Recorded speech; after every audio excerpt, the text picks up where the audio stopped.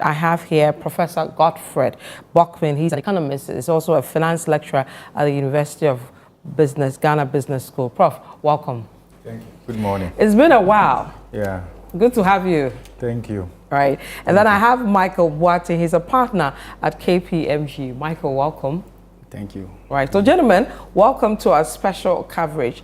I read something from you this week about your expectations of this budget. I believe most Ghanaians are wondering whether some of the promises made, especially with taxes, will be something that will be addressed. But before we go to all the nitty-gritty, I want to take your initial thoughts around this 2025 budget. A key one, because it happens to be the first for President Mahama returning, and then the first for Kassil as a substantive minister. Yes, I mean, as you rightly indicated, the expectation is very high. And of course, one must also be moderate, bearing in mind the reality that we are confronted with. And I think that it's not going to be a major departure because we are under an IMF-supported program. So the expectation is that government will continue with restoring macroeconomic stability, underpinned by fiscal consolidation measures, essentially, because that's the main instrument we are using. And the fiscal consolidation here, essentially, we are talking about revenue measures and then expenditure rationalization or restraints. So if you pick the revenue side, we know that the drive is to generate more revenue, but of course, the strategy that we deploy in generating that revenue must not impact businesses negatively, right? So that is the other concern. Then, of course, because the first major structural reform under the IMF-supported program is actually about taxes. Okay, the medium-term revenue strategy that has been developed, that is supposed to scale up our revenue to GDP ratio to about between 18 and 20% by 2027 and all of that. If you look at it from that trajectory, we are largely on course. In fact, if you look at the projections, 2024, we should be doing revenue to GDP ratio about 17.1% or so. Then, of course, you're also looking at the promises that the party made in the run-up to the 2016. Because that trajectory is considering the current taxes that are in there. Yes, and all of that, but at the end of the day, if you look at the mixture of tax handles that we have deployed, and you assess the overall buoyancy of those taxes, these additional taxes necessarily have not increased our tax buoyancy. So what is happening within the tax mix is that we are experiencing some level of tax substitution. Okay, so this one brings more, but then there's a decline here and all of that. But at the end of the day, what we should be looking at is that what is the effective tax handle that we should deploy such that in our attempt to generate more revenue, we don't burden the faithful few. Because typically tax is not just an instrument to raise revenue. Oftentimes in our part of the world, we think that tax is like a hammer. If you view tax as a hammer, then you treat everything around as a nail, right? So like you want to nail them. So we are nailing businesses, we are nailing households and the rest of them. But tax is also an enabler. So you can conceptualize the taxation or your tax handle as an enabler to promote businesses, to promote consumption. But it's been wrongly done over the years. Yes, over the years. It's simply because we don't want to do the heavy lifting and the hard work. So I'll give you an example. If you pick VAT, which is a major tax handle, the inefficiency in the tax VAT handle is more than 45%. So what it means is that you don't generate more revenue from that tax handle by increasing the rate. What you do is to focus on administrative and compliance reforms so that that tax handle generate the maximum revenue. And in fact, per our analysis, if we could scale up the efficiency within this tax handle alone by 15%, we will actually generate more revenue that would offset these taxes that we want to actually abolish. So I believe you are looking out for, from what you're saying, policies or activities that will be put in place to address some of these things from this tax go. E-levy needed to go like yesterday. I can't wait to say goodbye to e-levy and all of that. Then you pick COVID-19 levy and all of that. Look, they all have to. How many serious countries in this world do you find them immortalizing COVID with a tax handle? Yeah. You understand? Now people want to move away from that dark period, and you want to remind us continually of this as though and punish us. Yes, for it. So at the end of the day, if you and then again we'll come to that substantive issue. For instance, if you look at exemptions alone, technically we'll call that tax expenditures. Early part of this year, there was a standoff in Parliament. It was about exemptions. You know how much the country was going to give away? $350 million. That's right. That's more than 70% of the revenue that we would have gotten from these taxes that we were going to eliminate. So actually, you could actually eliminate these taxes and find a replacement. Yeah, rationalize your exemption regime. If you look at the data, in the last 25 years, Ghana has been losing close to 3.5% of our GDP to just exemptions alone.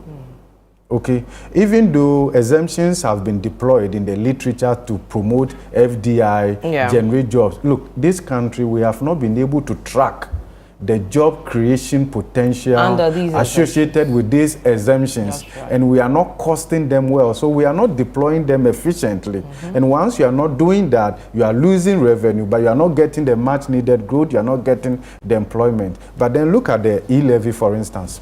You know, we could eliminate this e-levy, and in less than 4 months, we will see an uptake of more than 20%. So what will happen is that it will promote financial inclusion. A lot more people will participate.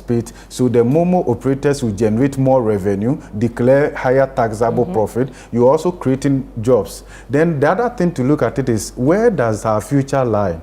Our future does not lie in the traditional economic handles, right? Bricks and mortar that we've been doing. The future of our economy is increasingly digital.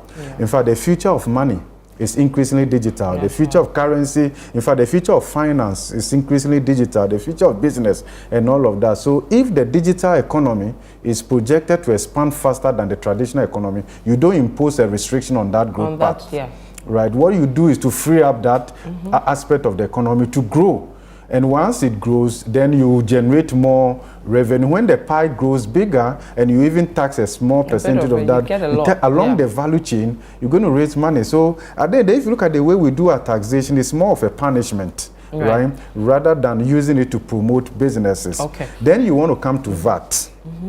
Okay, Prof, hold on. You're eating drinking the soup around the fufu too much. Let me bring in Michael. He has been nodding to most of the things you're saying, so I believe he agrees with quite a number of that. But I'll take his initial comments as well, and then we'll start looking at everything bits and pieces. So, Mr. Boateng, you can give me your initial thoughts on what you're expecting around this 2025 budget. Thank you very much. And I think it's quite interesting. I think I've listened to Prof.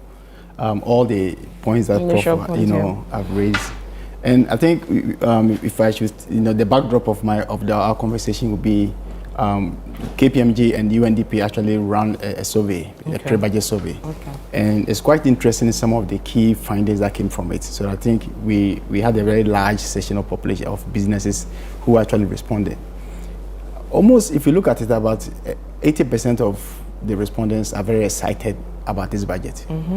What are the expectations? And I think Prof actually mentioned it. A lot of people are expecting that the 24-hour economy is going to run, is actually going to support businesses. They are looking at abolition of e-levy and the COVID levy. They are looking at another aspect of rationalizing expenditure, because those are some of the key things which we are seeing.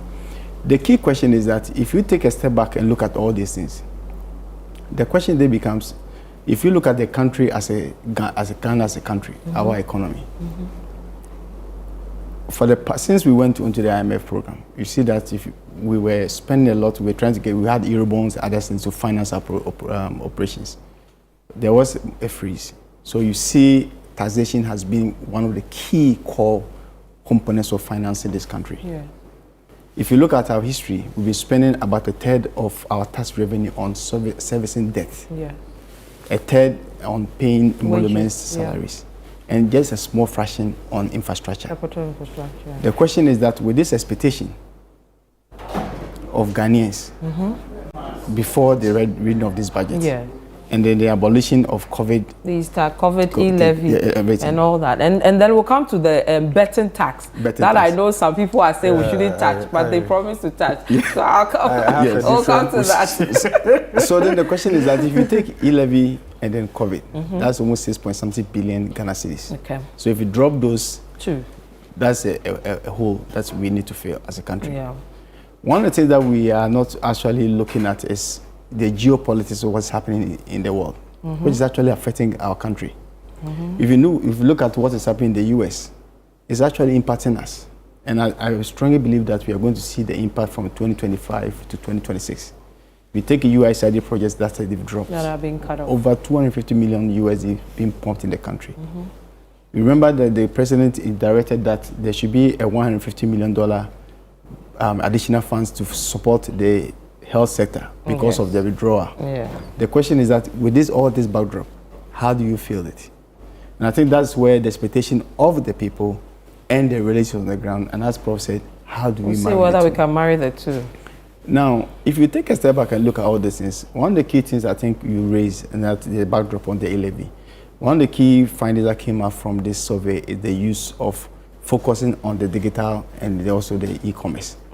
That is an area that we've known as a country that our tax administration in terms of tools have lagged back.